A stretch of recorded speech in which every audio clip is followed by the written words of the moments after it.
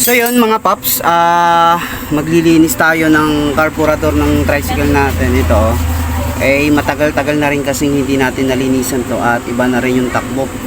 Tapos nagwa-wild na siya mga paps. Siguro madumi na talaga yung carburetor, pati yung sa spring ng accelerator. Aseninyador pala mga paps, mga Mars. Ayan. Tatanggalin natin yung tangke, upuan, side fairings para matanggal natin yung carburetor niya mga paps. So ito mga paps, natanggal na natin yung upuan ng tricycle, tapos yung side fairings, yung tangke niya mga paps, mga Mars. Bali ayun yung tangke, ayun mga paps. Tapos andito yung upuan, yung side fairings. Tapos pagka natanggal na natin to mga paps, mabilis na nating matatanggal yung carburetor. Ayan mga paps, natatanggal natin siya ng mabilisan. So ito mga paps, luluwagan natin tong tornilyo ng accelerator at para matanggal natin yung carburetor. Tapos ito mga paps, tapos ito yung mga sagabal tatanggalin natin mga paps. So yan mga paps, na natanggal na natin yung carburetor. Mabilis lang naman siya tanggalin mga paps. At kung gusto nyong DIY, sundan nyo lang yung mga nakakabit mga paps, hindi kayo mahihirapan.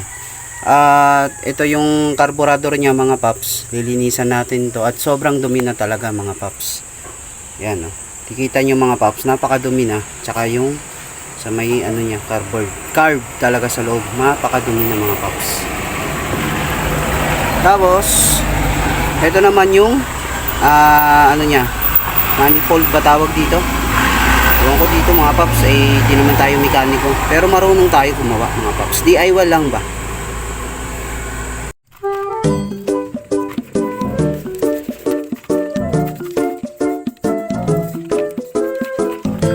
Yung gagawin ko dito mga paps, yung labas mo nalilinisan ko kasi nga sobrang dumi talaga niya.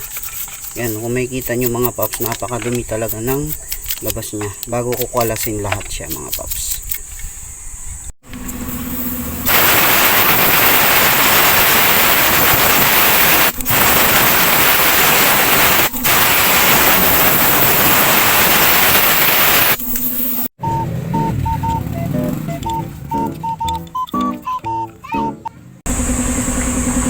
So ito mga paps, kung nakikita nyo, okay na siya at malinis na to mga paps.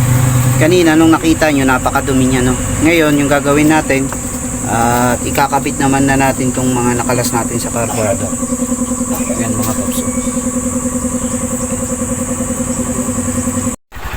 So ito, no, okay na siya at nakabit na natin. Balik na natin yung carburetor niya. Maayos na yung hanggar niya at malinis na. At isoli ko na yung mga upuan. Isusuli ko na siya. So okay na siya mga paps.